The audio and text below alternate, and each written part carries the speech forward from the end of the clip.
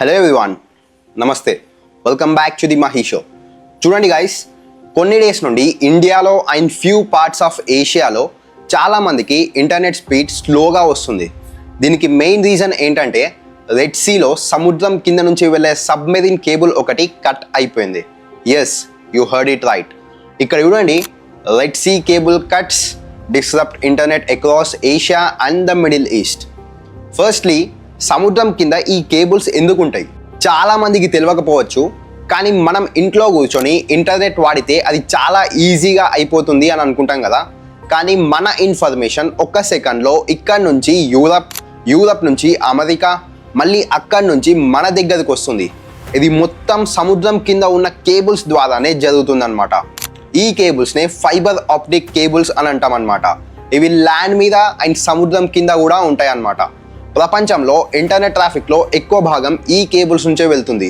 Submarine cables అంటే అవి రెండు ల్యాండ్ బేస్డ్ స్టేషన్స్ను కలుపుతాయి అన్నమాట. ఈ కేబుల్స్ సముద్రం అడుగున అంటే సీ బెడ్ మీద ఉంటాయి. వాటికి చాలా ప్రొటెక్టివ్ లేయర్స్ ఉంటాయి, ఎందుకంటే సముద్రం కింద 8000 మీటర్స్ లోపల చాలా ప్రెషర్ ఉంటుంది అనమాట. అక్కడ రాకీ సర్ఫేస్ కూడా ఉంటుంది కాబట్టి కేబుల్స్ చాలా స్ట్రాంగ్గా ఉండాలి. ఇది మామూలు ల్యాండ్ కేబుల్స్కు ఉండదు. సో బేసికలీ ఏం జరిగిందంటే, సెప్టెంబర్ 6న రెడ్ సీ ప్రాంతంలో చాలా సబ్మెరీన్ ఇంటర్నెట్ కేబుల్స్ కట్ అయిపోయినాయి. దీనివల్ల ఇంటర్నెట్ స్పీడ్ తగ్గింది, చాలా డిస్ట్రప్షన్స్ వచ్చినాయి. ఈ ఏరియా ఎక్కడుందంటే Indian Ocean, Arabian Sea, Gulf of Aden దగ్గరలో బాబ్ ఇల్ మాండెబ్ అనే చోట. ఇది గల్ఫ్ ఆఫ్ ఆడెన్ని రెడ్ సీతో కలుపుతుంది. ఈ కేబుల్స్ కట్ అయిన ప్రదేశం సౌదీ అరేబియాలో జెడ్డా అనే సిటీ దగ్గరలో ఉందన్నమాట. ఈ రీజియన్ చాలా ఇంపార్టెంట్. ఇది యూరప్, ఏషియా, మిడిల్ ఈస్ట్ దేశాలను కలుపుతుంది. ఇక్కడ కట్ అయిన కేబుల్స్ పేర్లు చూడండి: south east Asia, middle east western Europe 4, India, middle east western Europe, Falcon, ఇంకా యూరప్ ఇండియా గేట్వే. ఈ రీజియన్ నుంచి ప్రపంచ ఇంటర్నెట్ ట్రాఫిక్లో 17% వెళ్తుంది. సో బేసికలీ ఇలా కేబుల్స్ కట్టడం వల్ల నష్టం ఎవరికి? ఫస్ట్, సౌత్ ఏషియా, ఇండియా, పాకిస్తాన్లో ఇంటర్నెట్ స్పీడ్ తగ్గింది, లాటెన్సీ పెరిగింది. Second, middle east, UAE, Saudi Arabia, Kuwait, Oman లాంటి దేశాల్లో కూడా కనెక్టివిటీ ఇష్యూస్ పెరిగినాయి. Third, cloud services, Microsoft Azure, AWS లాంటి క్లౌడ్ సర్వీసెస్ కూడా ప్రాబ్లమ్స్ ఫేస్ చేస్తున్నాయి. అసలు ఈ కేబుల్స్ కట్ అవ్వడానికి రీజన్ ఏంటి? నిజానికి 100% కన్ఫర్మ్గా చెప్పలేం, కానీ దీనికి major reason commercial shipping activity అయి ఉండొచ్చు. పెద్ద పెద్ద షిప్స్ నిలబడినప్పుడు యాంకర్ వేస్తారు కదా, ఆ యాంకర్ అనేది సీ బెడ్ని తాకి కేబుల్ను కట్ చేసి ఉండొచ్చు. ప్రపంచంలో జరిగే కేబుల్ కట్స్లో 30% ఈ యాంకర్ల వల్లనే జరుగుతాయి అన్నమాట.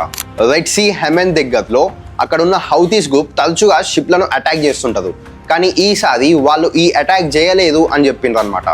అందుకే ఈ యాంకర్ వల్లనే ఇది జరుగుండొచ్చని ఎక్కువ మంది అంటున్నారు. ఈ కేబుల్స్ని ఎలా రిపేర్ చేస్తారు? సముద్రం కింద 1000 మీటర్ల లోతులో ఉన్న కేబుల్స్ని రిపేర్ చేయడం చాలా కష్టం. దీనికోసం ప్రత్యేకమైన కేబుల్ రిపేర్ షిప్స్ను పంపుతారు. అవి ముందు అండర్ సీ టెస్టింగ్ చేసి ఎక్కడ కట్ అయిందో తెలుసుకుంటాయి.